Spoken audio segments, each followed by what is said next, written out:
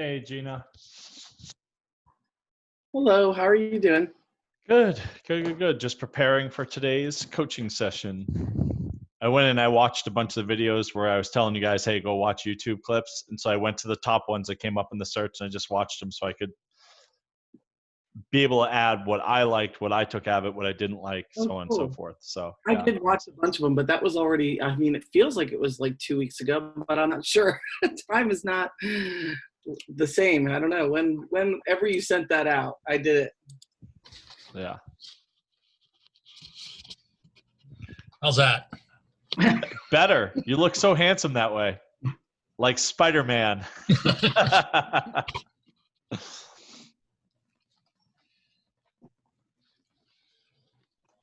So we'll give everyone a minute to get on. But Steve, just for a recap, in case you didn't know, so I had sent out a homework assignment for a couple people. It said, hey, here's the top 10 service areas, from the MREA right there. For those that can see that, send it out in a PDF, and then a PDF of our local MLS single family listing, package, i.e., what type of shingles are on your roof, what type of water heater, all that stuff that you're going to need. And then I put a link to a YouTube, Google search and YouTube listing presentations. So they could watch different people's listing presentations, which I thought was a pretty handy tool, going to YouTube and look at that, and then start taking, what do you like that they did? What didn't you like? Things like that. This thing ate my homework right here. Well, that's all right. Well, we can live with that. Points for adorableness. He's a real pain in the ass is what he is. Oh, language. We're recording this. Whoa, language. Oh. I've never heard such foul things in my life. Sorry, pain in the arse. Morning, Randy. Morning, Dominique. Morning, Eileen. Morning, Lorene. Hello there, Alan. Morning. So, yeah, we'll get everyone on. And if you could have yourself, if there's noise in the background, I might mute you, but otherwise feel free to not be muted. Feel free to show that smiling, wonderful face of yours. And this is going to be an open discussion here where I'm just going to start off on some top points. And then I want to start asking you guys questions, because this should be more of a mastermind type thing. Who did the assignment I sent out? What do you guys pull off of it? Things like that. So we can kind of like get into it and have a nice little free form discussion for everyone. So it's about 11 a.m. We'll get going. I'm sure we'll have people popping in as we go. I see people popping up at the bottom there. So who actually did the assignment? Who went through and watched YouTube videos and things like that? I see Gina's got her hand up, although I see everyone just kind of frozen on me. Carlos, did you do the homework? I didn't get the email. Carlos, Alan, okay.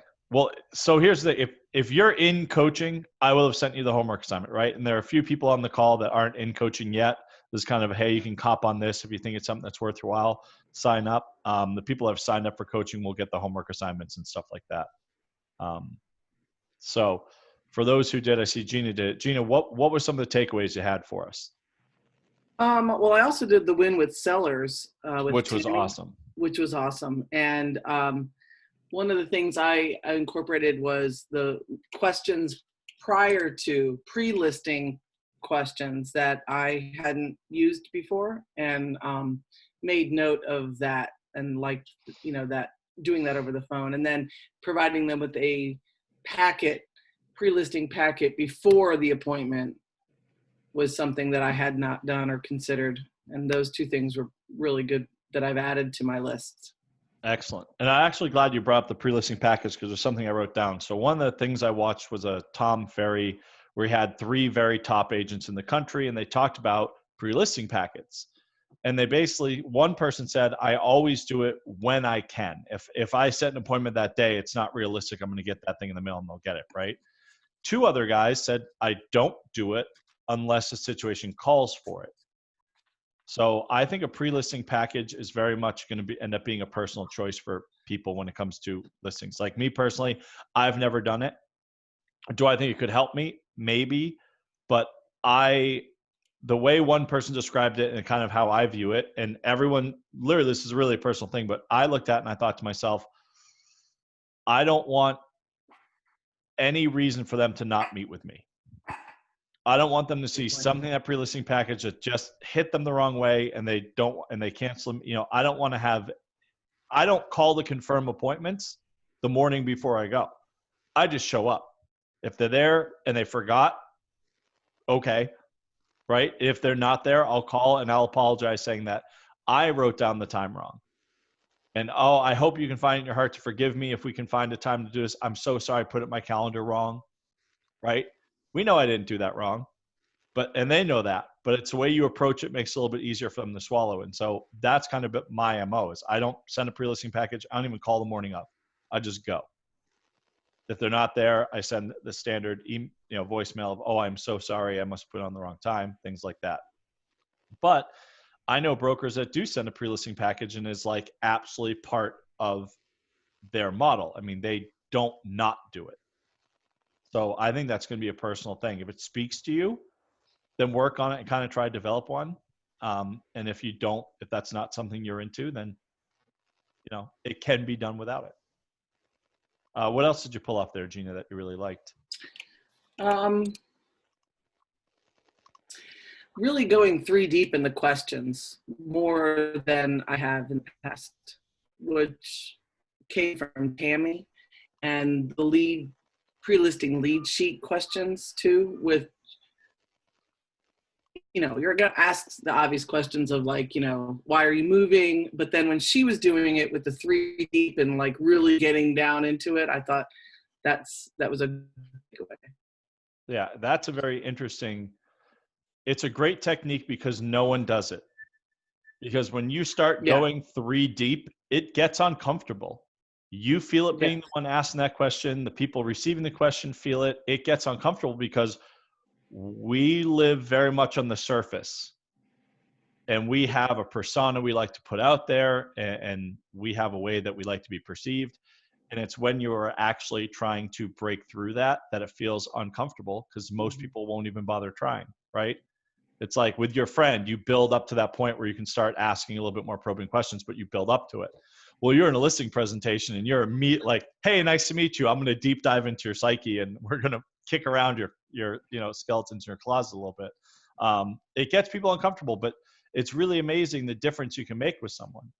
So I went through, the first time I really had that done to me at a high level was Jeff Stewart went in and did a career visioning with me. And it got really, really, really uncomfortable. But in a matter of an hour, Jeff knew more about me than most of my friends do.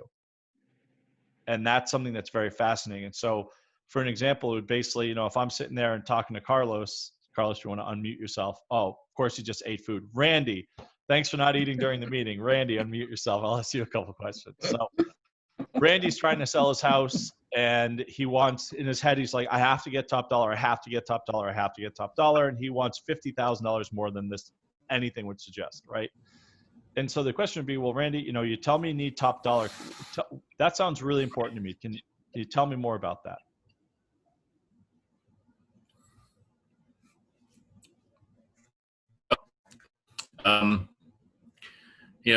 I've got some plans of where I want to go from here, and I've figured out what I need in order to make that move. And, I've got to get that much for me to be able to go where I want to go from here. Well, fantastic. And have you done a net sheet on that so far? So do you know at which price point you're going to hit the amount of money you need? What's a net sheet? Good question. So a net sheet will break down at this purchase price with these commissions and these closing costs and all those.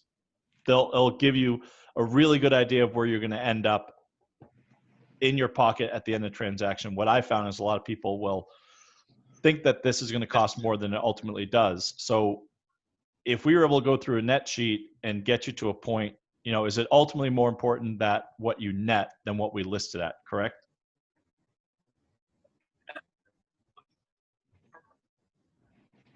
What's important is that I'm able to do what I plan to do from here. Excellent. And what are you planning to do from here? Well, I need a little bigger place. I've outgrown this one, even though it's just me. I don't have room here, and I've looked at the prices around and the houses that I need to, that would work for me. And so I've got a pretty good idea how much I'm going to need moving forward in order to be able to do that. And Okay. I don't have a mortgage here or anything. I own it free and clear. I don't want a mortgage. So I've got to make enough out of this house that I can upgrade and not owe anything.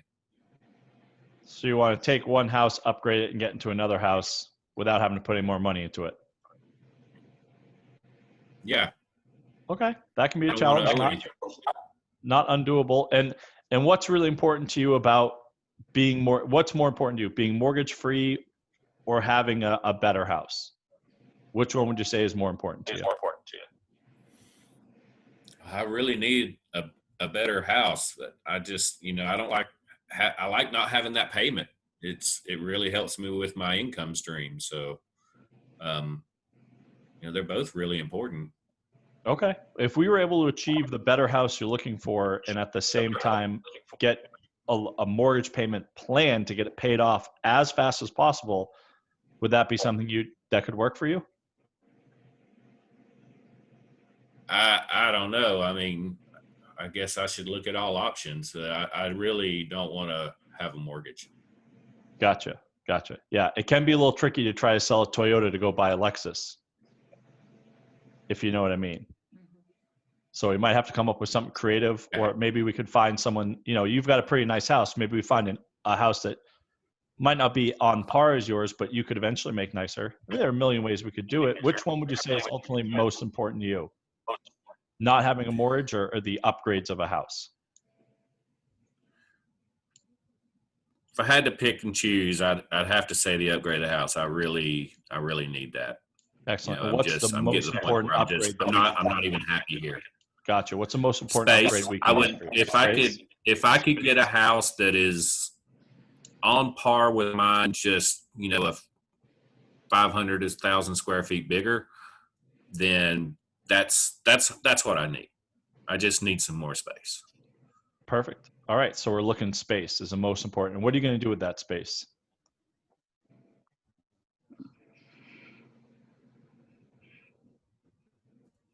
I mean, I'm cluttered here now, and I have pared down to the point that I don't want to pare anymore, and so I just need the space for me to live my life and to have space for the things that I have. Yeah. And so I'll break script right here, but right there I could have said, well, that sounds really important. Tell me more about that. Right. So you can really start going in. It got a little uncomfortable. Like I did not want to ask that next question. That's why I stopped. I was like, all right, you can all see where I'm going there, right? But that's kind of where it comes down is you want to dig a little deeper, right? Because digging deeper allowed me to have the conversation and say, well, it's really hard to sell a Toyota, then go out and buy a Lexus with the money, right? You want to upgrade your house, you're going to have to put some money into the upgrade. And then you start, well, we could find something that needs work and yours doesn't. And maybe we could find it. You just start discussing the flexibilities. You never want to tell someone, well, that's stupid, you can't do that. You want to say, okay, well, it can happen, but we need to come up with a plan to make it happen. Like you may have to sacrifice in some areas for others. So we just want to make sure we're hitting the most important things for you. And so deep diving is really important. Like if I ask Randy, well, how soon do you want to get this done? And he says, I'm busting at the seams right now. I can't stand anymore. We got to do it and be like, okay, now we know some motivation. Well, why do you feel that way? Well, and then he might say, well, I've got this big personal thing coming up in my life. And, obviously when it's personal stuff, you want to be a little careful with people, but don't be afraid to ask more questions. I mean, really, you're not going to hurt anything as long as you're keeping it professional and in line with what the client's objective is, right? Like don't get crazy on it. And that was actually one of the biggest points of when so I did the exercise too, and I redid it again this morning so I could be up to speed.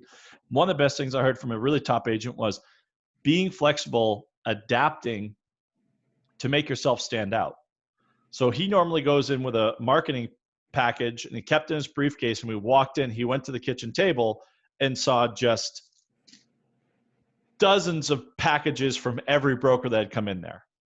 So he left it in his bag and didn't pull out his iPad, any of his marketing materials, didn't pull out any of it. He just sat there and stared people in the eye and had a conversation with them. And that's what got him the listing that time, because he stood out by being different. So it's a good thing to ask, and the questions he asked are, what is important to you? Here's who I am. Here's a process we're going to go through. Where are you going? Why are you going there? Who have you already spoken with? And this is the biggest question that he threw out there that I thought was brilliant. Trying to figure out what has their past real estate experiences been. Because if they're really bristly and you found out that a broker tried to rob them in the past, now I know exactly why they're being bristly. These are the important things to get through it. And I think that is the number one thing that a lot of brokers don't do. And I didn't do early in my career, but as came along, it really started to click in my head when I would ask that question. Like, how many homes have you sold? Oh, well, gee, we bought this thing in 1975. We haven't sold a house since then. Well, would you like me to share with you all the changes that have happened in real estate since your last transaction? Please. Okay, great. And then I can talk about, well, when my dad was a broker back when you bought this house, right? So now I get to throw in experience, clout, it's your personal stuff, whatever you can throw in there, right? They used to drive around with a book in the car, and now everyone searches online, and letting people know how the whole thing works is huge. And Gina's pre-listing package could have a whole process. And Chris Bueno, is it Bueno? Buno? I'm sorry, I'm the worst with that. It's Buno. Buno, thank you, Chris. So Chris sent me a list of a few checklists that he pulled off command. And it's basically checklists you can hand to your clients and say, this is how the whole process is going to go. And I think that's huge for people. And that's why I like the Kelly app. And for those who haven't started messing around with it, I highly recommend it. If you want some help with the tech side of things, always reach out to your tech person, whether you're professionals or elite. Reach out to Danny Muse at Professionals. And I'm pretty sure at Elite, even if you wanted to reach out to someone, they'd probably be willing to help you. But that's a big one. I've talked with Danny. You can make an appointment with Danny. Perfect. So y'all can make appointments with Danny, and Danny's in coaching, so he knows the deal, and he's really, really smart. He's fast. So he's quick. He talks faster than I do. He thinks faster than I do. So if you're with him and you want to ask him to just slow down, he won't be offended. He knows that he's quick. So it'll be fine, but he's a great resource. Yes. Could you repeat that question? Yeah. What has your past real estate experience been like? How many homes have you sold in your life? How many have you bought in your life? When was the last time you did that? Because if I'm dealing with someone who's looking to sell a home and they've never bought or sold a home in their house and they've inherited this thing, that's a different conversation I'm going to have with them than if this is the 20th home they've sold in their life.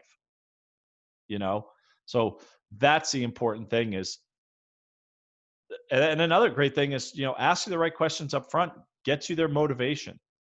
Everyone, well, so what's the most important thing about this house? Well, we got to get top dollar. Everyone says that. What's the second most important thing? Is it a timeline that works for you? Is it, the flexibility to go find the house once you go under contract on this one? So you're looking for a lot of leeway time before settlement. You really do want to dig in and ask the questions up front. So in a listing presentation, it should start with introducing yourself and thanking them for allowing you to come out. That's just general respect, right? And a really good thing to do, and it's simple as just looking down. If you show up at their door and they are not wearing shoes when they open that door, you should be asking, would you like me to take my shoes off? So what's the second part to that? Wear nice socks. I remember one time I was like, I saw it. I said, we'd like to take shoes off. I took my shoes off. I didn't even realize that hole in my sock. And the whole time I couldn't stop thinking about the hole in my sock. I just couldn't stop thinking about it. And I didn't get the listing. I wasn't focused. I was thinking about a hole in my sock. So wear good socks. Ask if you want them to take off your shoes. Ladies, if you're in flats and they're sockless, someone on this call can speak up and give you advice on that. I've got nothing for you. I don't know. I always have socks on, so I don't know what to say to that. But that's the thing. So you introduce yourself, thank them for being there. Ask if you want to take off your shoes. It's a huge sign of respect. People love that, especially if they're non-shoe and house people. If they're not the type of people who wear shoes in the house, they love that. Laureen. Hey, I've been to many people's houses, and I get there and they don't have their shoes on, and I say, do you want me to take my shoes off? And they're like, no problem. You can leave them on. That's just what we do. I mean, in that case, then I don't know what to do. They obviously have their shoes off. I just take my shoes off anyway. But do you have advice on that? If somebody says no? If I say, would you like me to take your shoes off? They say no. I go, cool. And I just keep going. Start asking other questions, right? I did the respectful thing. I asked, you gave me an answer. I'm using the answer. I'm not gonna be like, no, it's fine. Oh, I'll just take them off anyways. Oh, that makes you look a little, almost, I would view that as someone being weak. If someone asked me, should I take my shoes off? I go, no, you're fine. And they go, oh, I'll take my shoes off. I'd be like, dude, leave them on. Come on in. Like, don't worry about it. I've got kids, dogs. Like, your shoes don't matter here, right? So you want to pay attention to that. After that, start hitting them with questions. I mean, start hitting with them. So remind me again, why are you selling the house? Where are you moving? How soon do you have to be there? Oh, that's wonderful. It's when you start asking questions, we all know the value of Ford, right? Family, occupation, recreation, dreams, right? We all know the importance of that. You don't know where to go and how to find connections unless you start talking to someone. So I could start talking to Carlos and he might say, yeah, well, I need a better kitchen. I'll be like, oh, well, you love to cook? Yeah, I love cooking. Oh, great. Like, I like cooking, and we can start. Do you watch any YouTube cooking channels? What's your style of cooking? And you can start going down that path. You've got to talk to people you got to ask them questions to get them to open up so you can hit on those Ford things. Yeah, or you can just come on out and say, so, how's the family been through all this? And this is a nice thing is, as terrible as what we're going through is, it gives you guaranteed answers to guaranteed questions. How you been doing through all this? How's your family holding up? What have you been doing to not be bored, right? Like, everyone can talk about this. We all have a shared experience right now. And that's what connections are in life. It's shared experiences. You bond with someone because you went through something with them. It's that simple. So we're all going through a shared experience now. So it gives you an avenue. As terrible as it is, let's make lemonade out of lemons. I had that backwards. One of the biggest things is talk about pricing at the very end if possible. Wait till the very end, because if you can start figuring out their motivation, you can leverage that motivation into a reasonable price point. And I always recommend this. Don't take super overpriced listings. It will ruin your opinion of taking listings. It will make it, if you put a sign on a piece of property and that thing starts getting mold growing on it after 9 months, the neighbors don't think you know how to do your job. It's bad marketing for you. It's great to have a sign in the yard when it's there for a month or two. It's bad when it's there 9 months later and grass is growing up around it, right? So you need to make sure you're taking prices home. Now, if they're a little bit above where you think it's going to sell, it depends, right? If you give me a property in West Asheville, it's a 3-bed, 2-bath, and they want to be 10% over what I think it's going to sell for, I'll take the listing, but I'll have a very serious conversation up front about how many showings should we expect before we get a contract, and I'll show them the stats. I just had a listing where I could show the client, hey, homes that are priced right from the get-go, they're going under contract in 2 weeks in this neighborhood.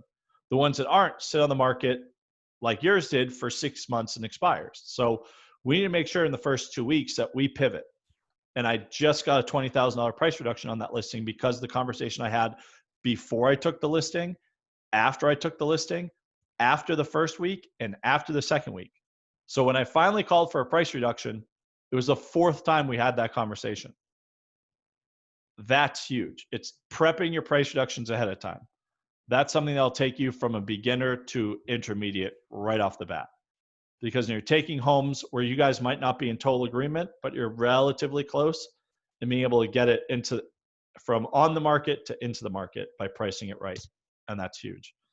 So is there anyone else that actually watched some of the videos and took anything away they want to share? Gina had a few great ones, especially win with sellers. Who here took win with sellers and has something they want to share? Awesome. We'll let Amy Daniels go first. Haven't heard from her yet. I love your haircut, Amy. It looks great.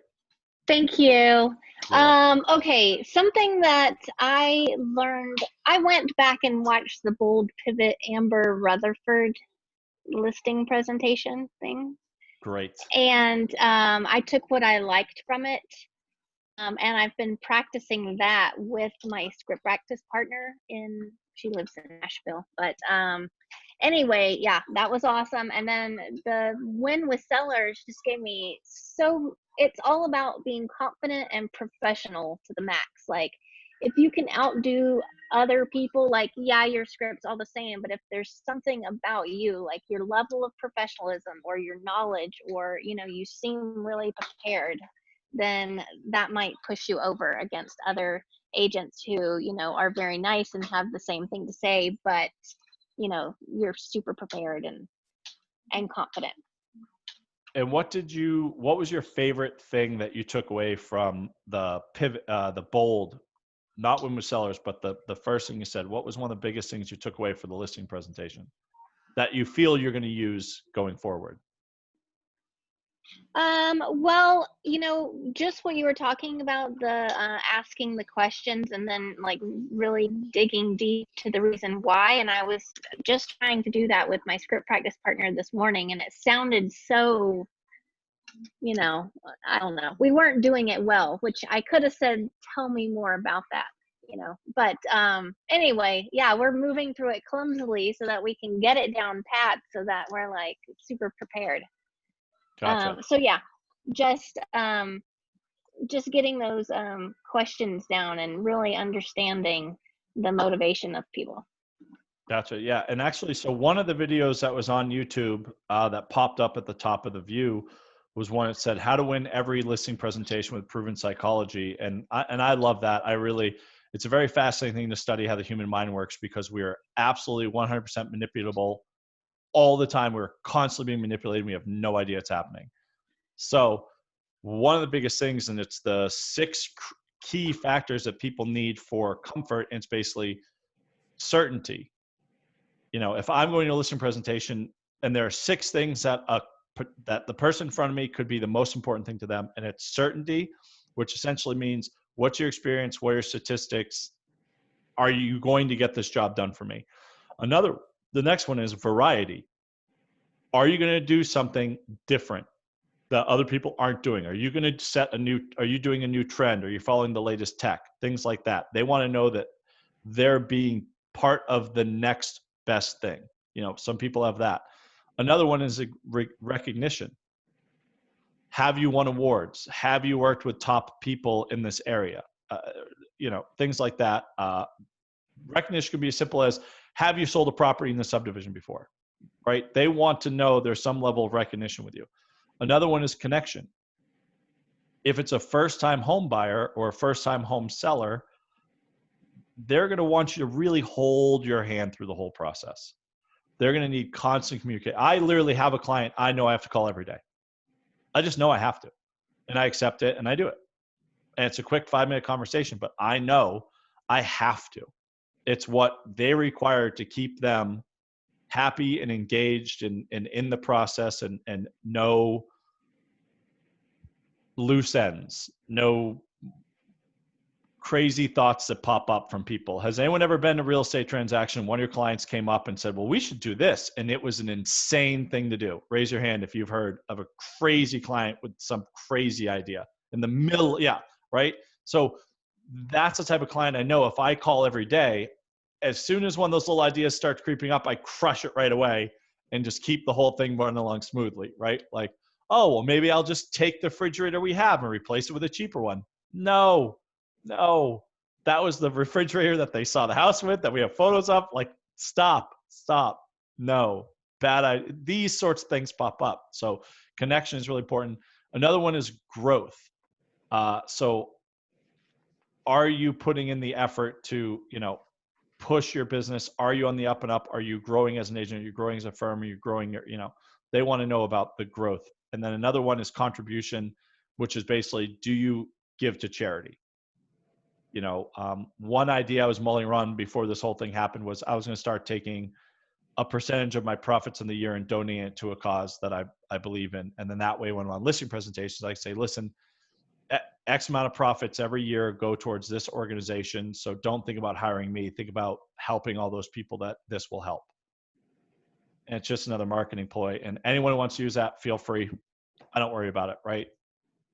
There's always more business out there than we can possibly work with. So don't worry about sharing some secret sauce or anything like that. That's not how we work here at Keller Williams, which is why, Katie Prendergast, I'm sure someone on this call has sat there during scripts when we asked Katie to do her whole listing presentation, and she just did it in front of us. And she let me record it, which I'll go back into my phone and try to pull up. I know it's in there somewhere, but I literally got to record her doing it. She didn't care, right? Because she knows you can't do her presentation as well as her. And that's a big thing. And that's why I love being here, because people contribute and they want to help. But that's those 6 things I talked about: certainty, variety, recognition, connection, growth, and contribution. Those are pretty much the big 6 things that a client is going to want to hear from you. And when you ask questions in the beginning, you can start to get a feel of what is really important to this person, because we all know the different personality types, right? So someone who's a high S is going to want certainty. They're going to want to see your statistics. They're going to want your data. They're going to want all the stuff that they can possibly have.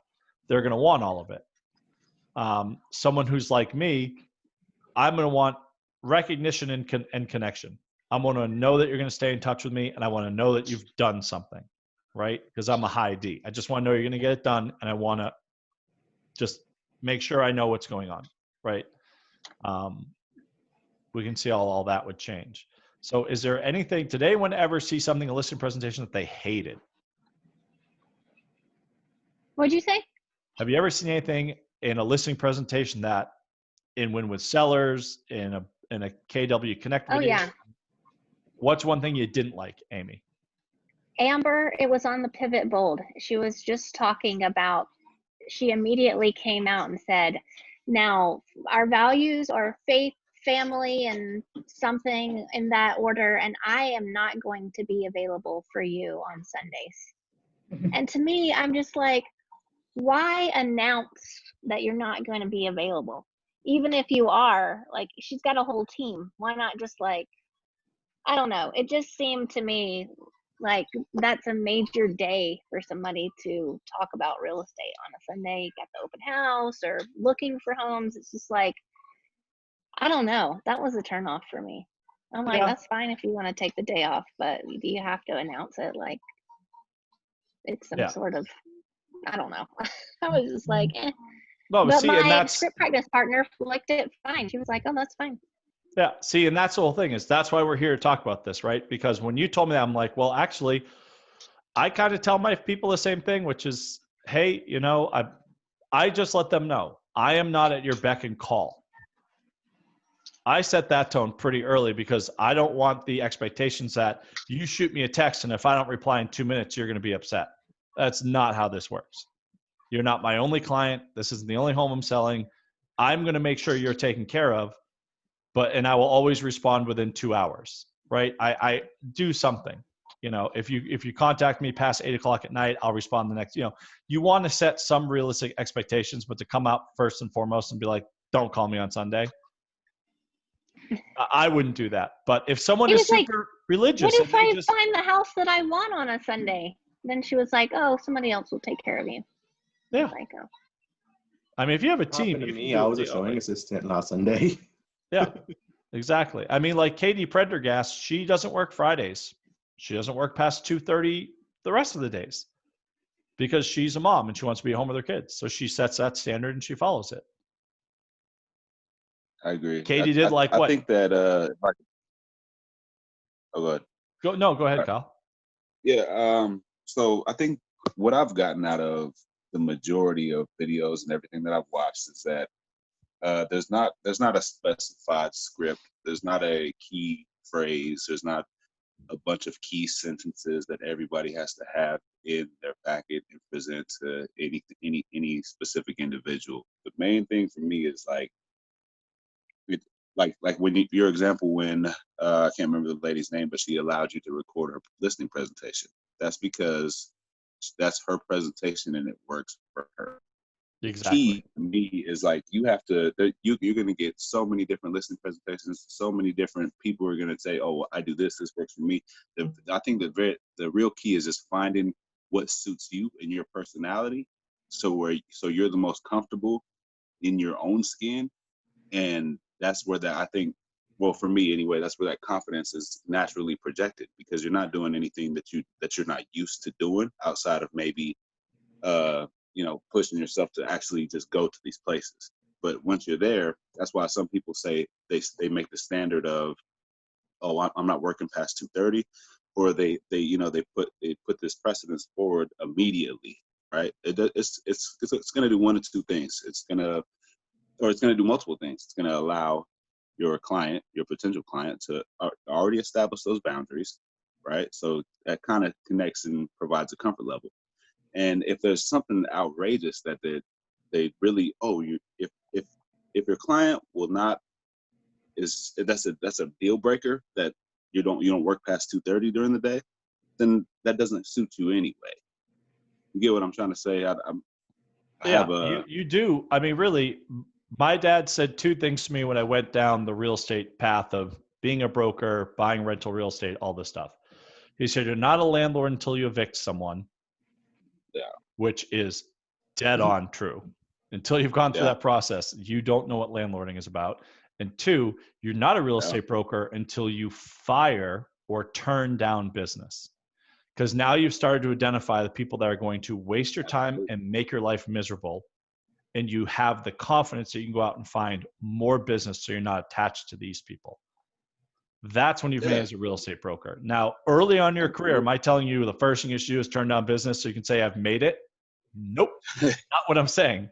What I'm saying is as your business goes along, you're going to start to notice the personality types that don't work for you, the demands of clients that don't work for you, and you start to not work with them. And the ability to not work with someone comes from the fact of, you know how to prospect, you know how to get appointments, you know how to get listings, you know how to close them. When you feel confident with those things, now you can start picking your clients a little bit more carefully, and you'll have a better career. Carlos.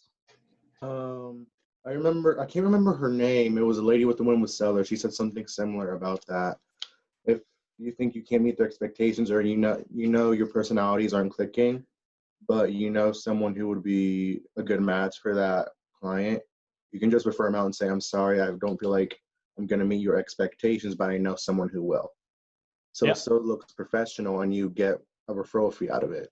Yeah, the way I like putting it, I said it to a client of mine that I was supposed to sell one house. He wanted me to sell another house, and the other house was not, and I call it in my wheelhouse.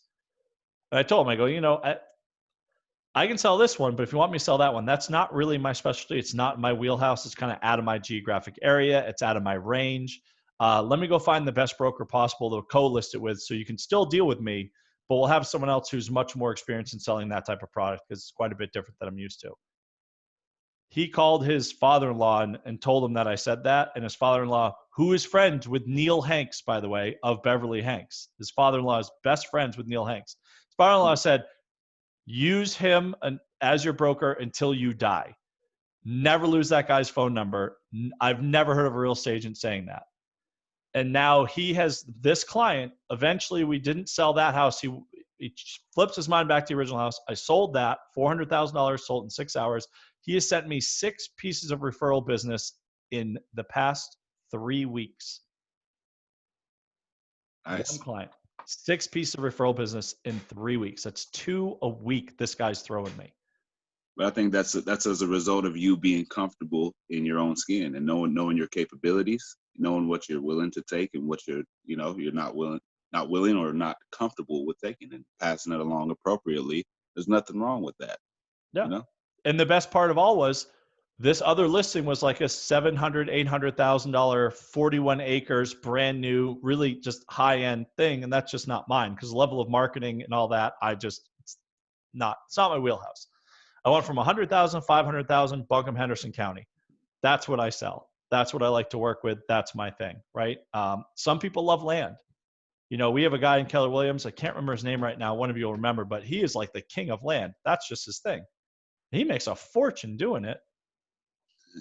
And that's his thing. So you get those differences. The key is I was still getting half that listing when it sold because I was co-listing it, right? So I didn't just like throw away the business, but I just brought someone in, and I had to do that. I had a client that was going to fire me.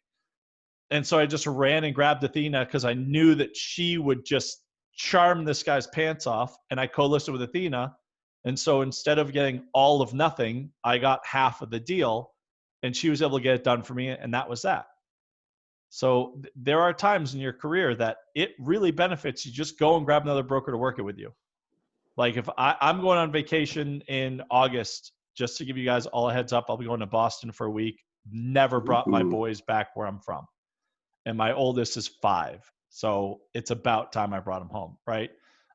During that time, I may reach out to you guys and be like, hey, I need help on this project, on this project, on this one. Come on board and just help me out. You take I volunteers tribute. Yeah, right. Carlos. That's what I'm talking about. You get business when you ask for it. That's the biggest thing. So the reason we're doing listing presentations today there was a Dave Jenks call that I was watching, and he said, here are the 3 things, and I wrote it down because I've been saying this forever. The 3 things that make you money in real estate are prospecting, presentations, negotiations. Can you get an appointment? Can you get a listing? Can you close the deal? That's what makes you money in real estate, right? And Dave Jenks worded it and said, well, out of those 3, which one's the most important? And everyone said lead gen because all starts in lead gen. Dave said, no. If you don't have a listing presentation that you're happy with or comfortable with or confident with, you'll never lead gen. And if you lead gen, you'll do it half-heartedly. And when you have opportunities to close and get the appointment, you won't take it. He said the most important thing is listing presentation. That's why I reached out to the newer agents I have and said, here's a homework assignment for you if you don't feel comfortable. And I've had, there are brokers that I work with that have been brokers for years that don't feel comfortable with it. So I gave them the same homework assignment. And so that's why today's call is what today's call is about, is being able to start piecing it together. And so I think between page 95 of the MREA, where you talk about the service areas, and then asking the questions in the MLS listing and having a list of questions, what is the most important thing to you about this real estate transaction? Is it money? Is it timing? Is it smoothness? Is it ease? What is it? What's your experience? Where are you going? How soon you need to be? Like all those questions will allow you, if you have a group of questions to start off with, then you can move into Ford. Then you can move into needs analysis. Then you can move into curtailing your listing presentation specifically to address the needs they have. Like, I don't need to tell them what a great broker I am if the only thing they care about is making the transition in 30 days. I'll just talk to them, okay, well, 30 days in this area, this is the price we want to be, and this is a process that's going to happen. And just so you know, like, it's really hard to get a loan closed in 30 days right now, and I would talk to them about that. And so it's really, some people are very good working impromptu. I'm very good on my feet. I always have been. I always will be. I can think on my feet with the best of them. Not to say if I weren't completely scripted going in, I wouldn't be better off. Like Katie, every listing she walks into, she knows exactly what she's going to say before she said the same thing every time, same thing, same conversations, everything. It's like a machine, and it works for Katie, and she does very well with it. So everyone on this call needs to kind of figure out which one of those is good for you. If you're not quick on your feet, you better get scripted. And even if you are quick on your feet, you need a framework. So I still have an idea of what I'm going to do. I just don't know where it's going to go until I'm in it. And I may deep dive in certain areas I would in others.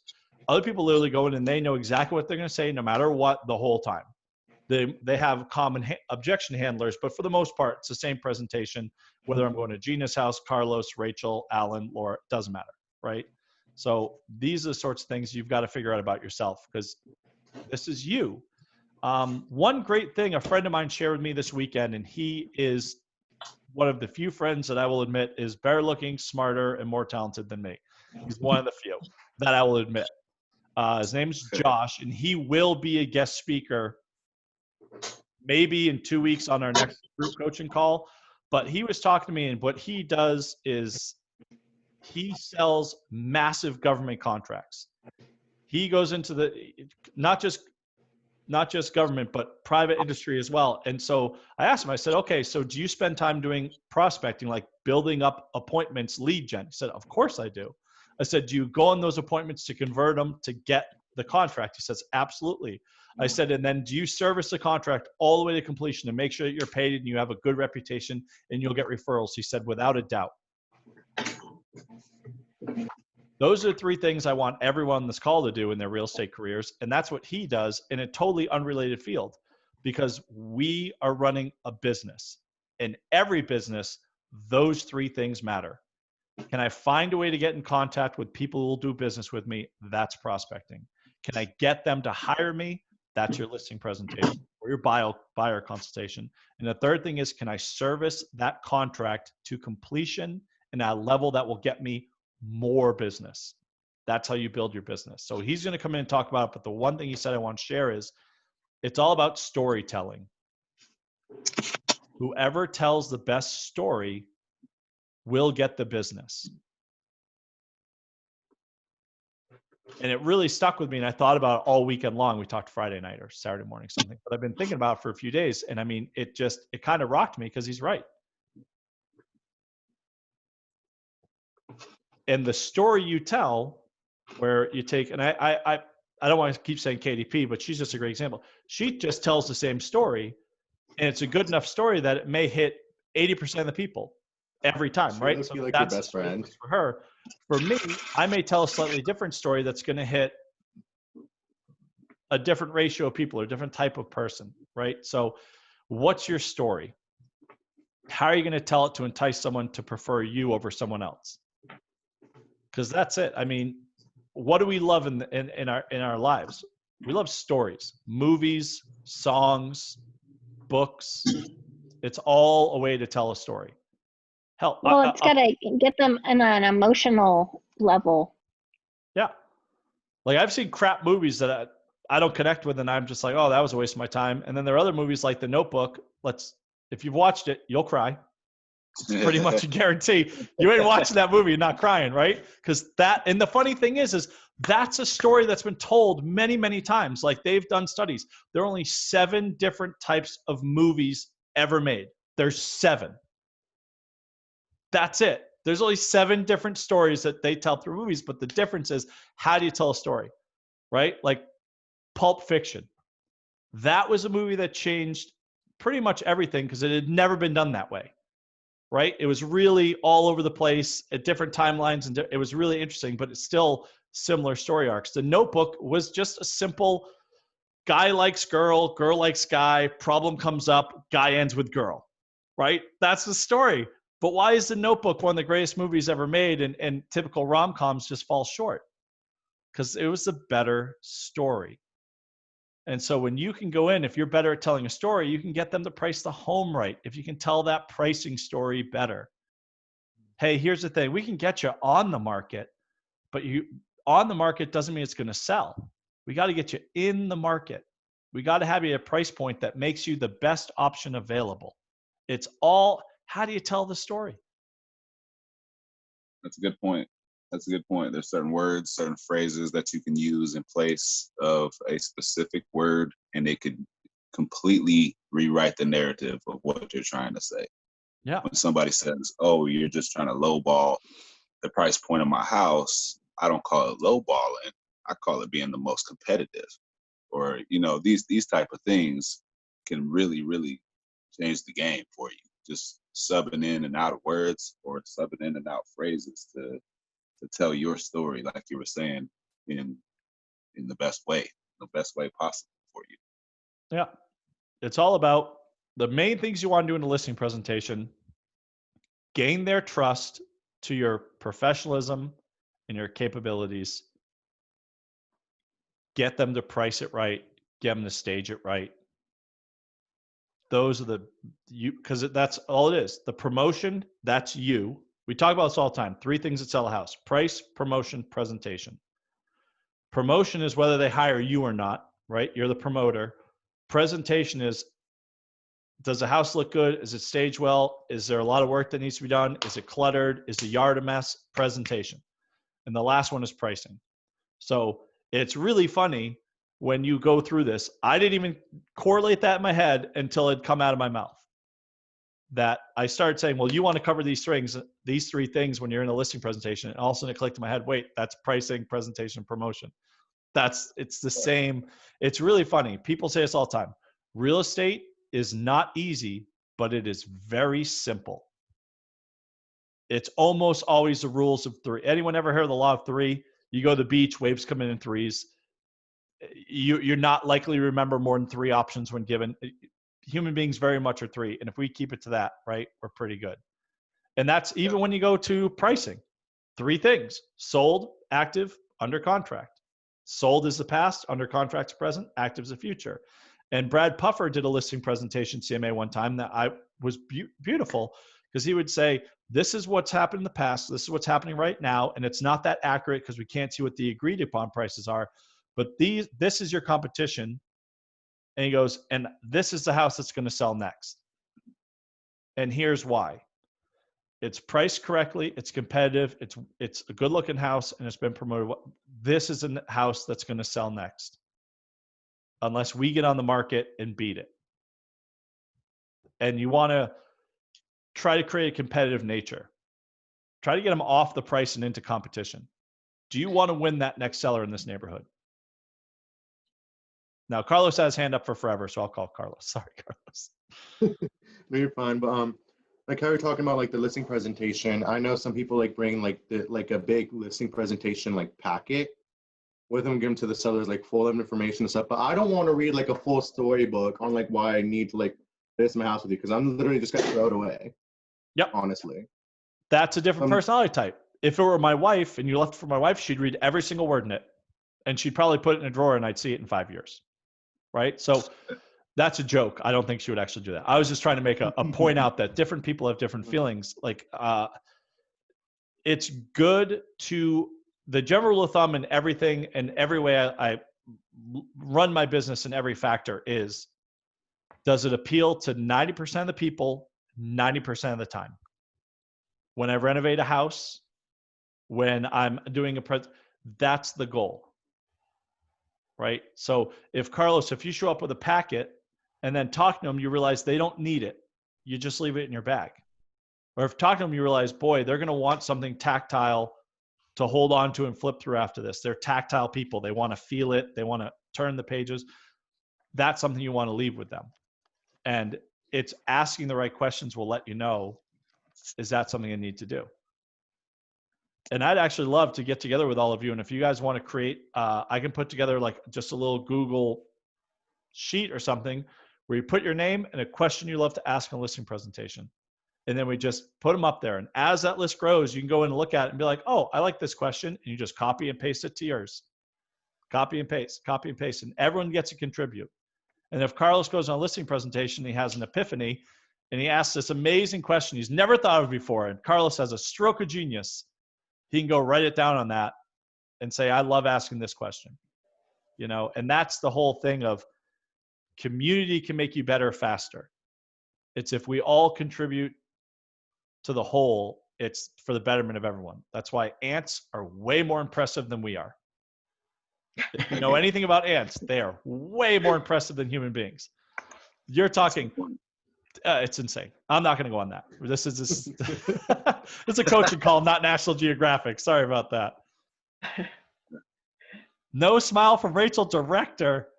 That was funny, Rachel, or at least I thought it was. It's my wife tells me. It's the only person who thinks it's funny. It's me.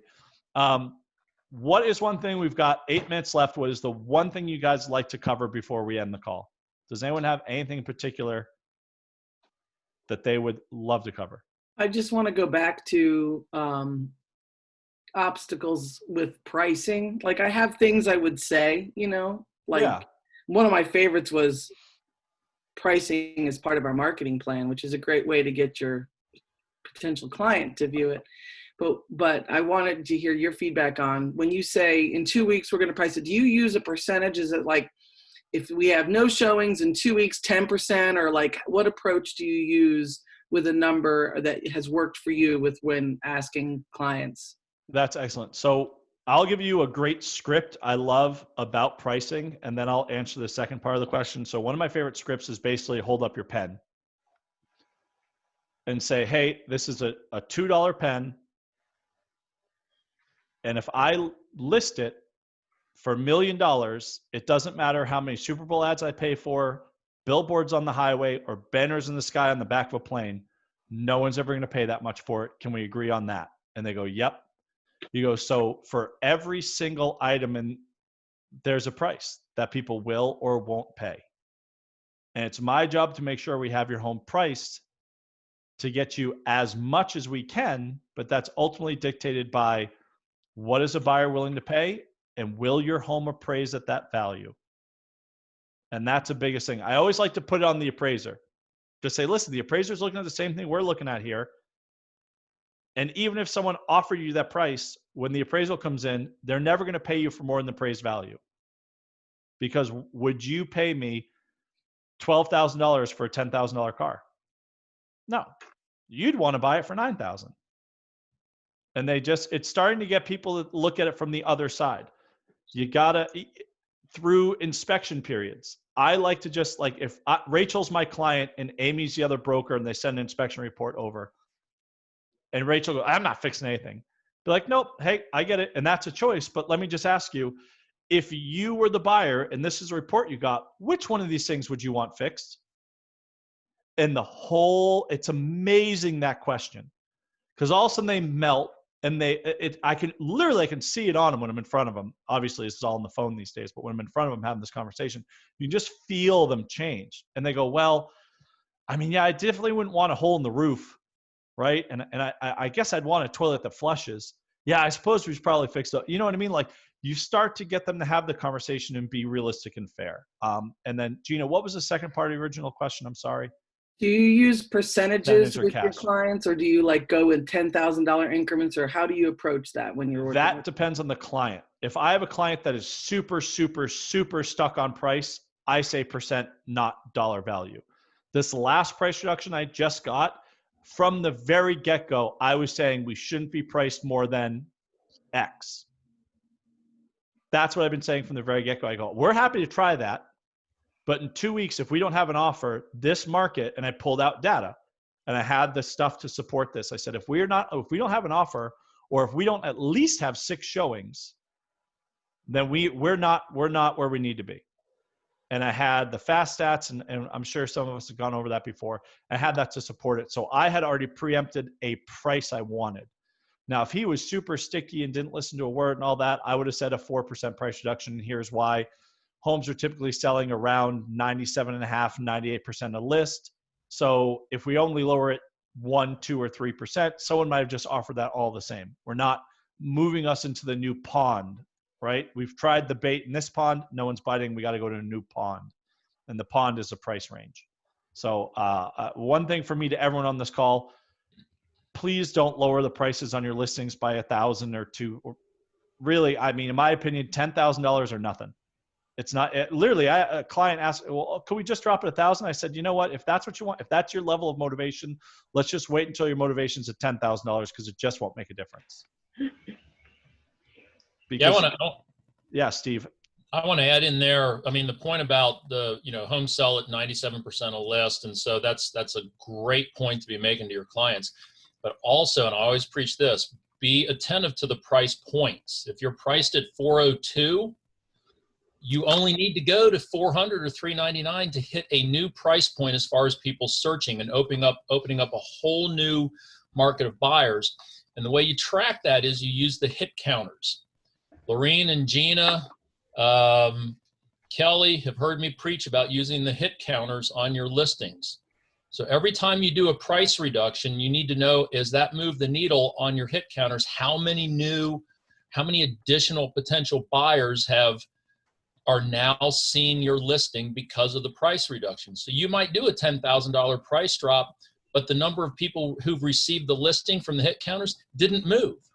You haven't reached a new market. Now, you may have motivated the existing buyers to make a move, but if you're also trying to open up to additional buyers who haven't seen the house yet, use the hit counters. If you don't know how to use the hit counters or what they are, maybe next time we can do a little tutorial on that, or find someone who knows in your office what the hit counters are and how to use Well, them. Steve, you know what we could do? You and I could do a quick call, record it, post it.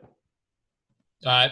Just a quick one. So the last thing I want to leave you guys with, and it ties into what Steve just said, and it is probably one of the most important things we can talk about, because I was the king of the 99-cent deal, right?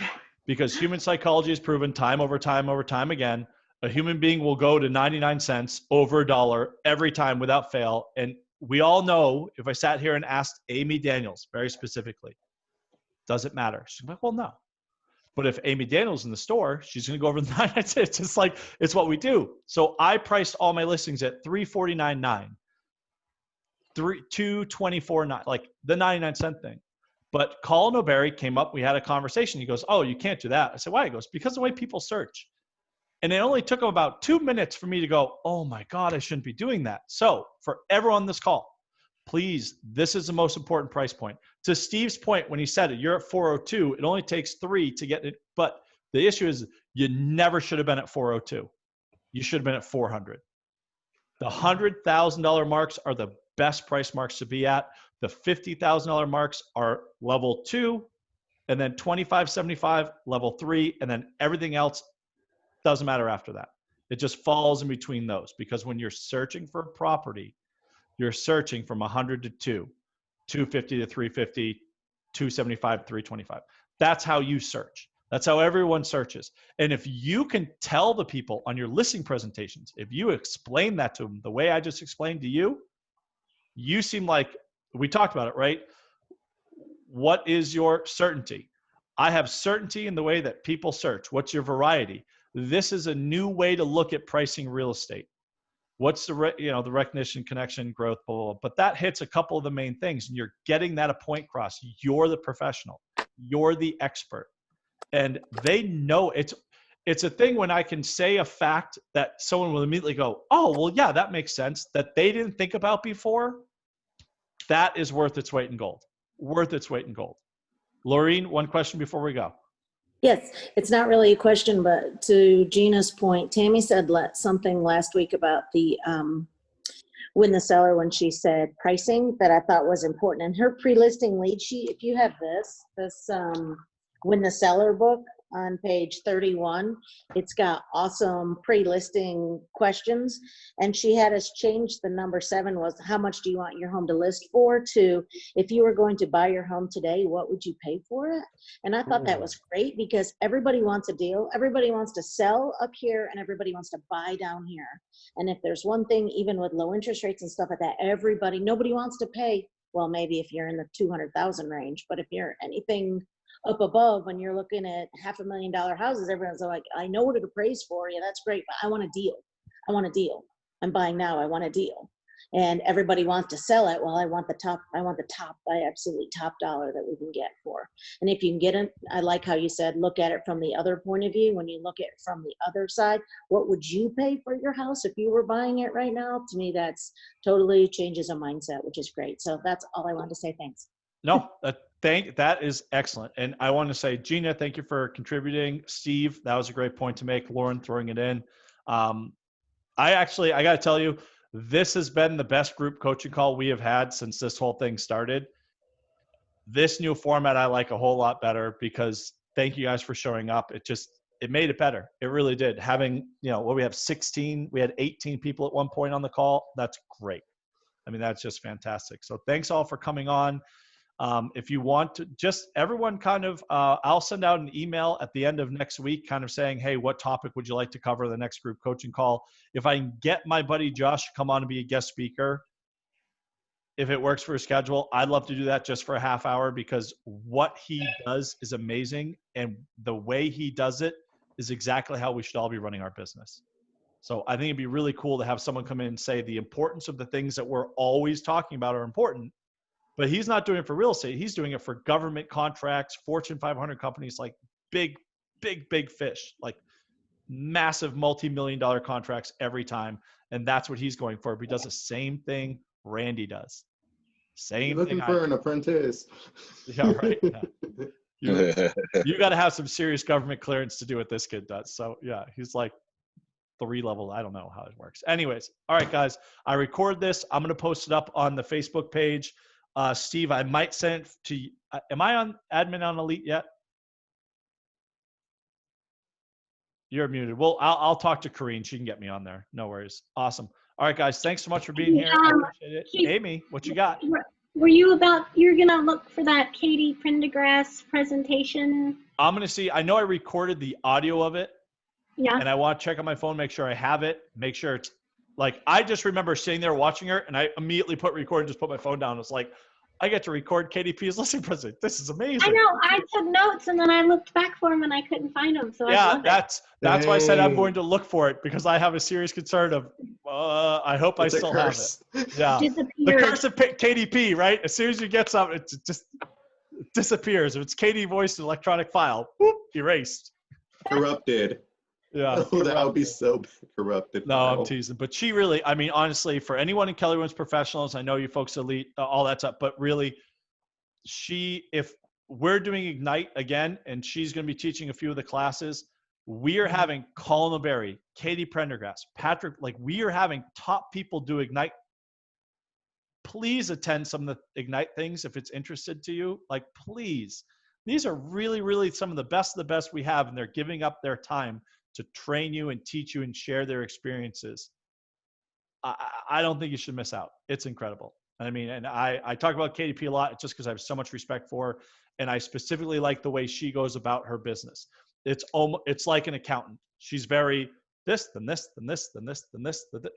It's like dominoes to her, and she's very, very, very good at it. And I think it's the type of system that almost anyone could get the fundamentals of, and then start being creative, because we all talk about that. Have a foundation of models and proven systems before we get creative.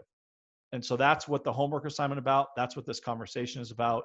And what I'd like to do is do this again, and maybe just go straight for role playing, a 10-minute role play. Negotiations, I think, would be when you asked for suggestions for the next For topic. the next one. Yeah. Okay. Because I mean, Also, at that point, that's next for me. Anyway. Yeah, and that's my favorite thing to do. So I could talk for literally 16 hours straight on it. I love negotiations. It's very it's the most intellectually challenging thing. That and listing presentations, I love them. So I need listing. I need negotiation skills. perfect. All right. Well, then guess what? If my buddy Josh can't be here in 2 weeks from today, we'll do negotiations. If he is, we'll do him and negotiations, because he's a better negotiator than I am. And I rarely say that. But I grew up Scottish. He grew up Jewish. We go back and forth with each other about it. But I've lost a few negotiations with him where I end up paying for dinner or whatever the case might be. So I'm just teasing around. No, he's fantastic. I'm really happy to have him. His name's Josh Labowitz, a good friend of mine for many, many years. And I think he'd be a great guest speaker. And we'll be doing guest speakers. And what I'd like to do first is go outside of the firm and then start doing some in-firm, because I think it's really important for people to realize that there are commonalities of what I'm trying to get you to do in your business across many, many businesses. And if you're lucky, I might even have my dad come on and do it. But for anyone who's lived down south for their entire life, I will try to get closed captioning at the bottom because Amelia listened to my dad talk and she was like, I didn't understand what word he said. Does he have a Rachel will have no problem. Rachel will get it.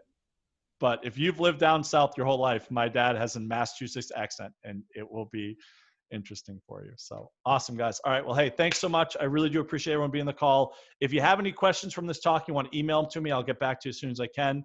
And as you all know, if you ever want to reach out to me, shoot me a text, call me, email me, and I'll get back to you as soon as I can. Awesome. Good. Steve, thanks for being on the call. Steve. Randy, Carlos, Amy, Rachel, Gina, Dominique. I'll try to have my video working next time. Awesome. Thanks, Kyle. Appreciate you. Yeah. Bye.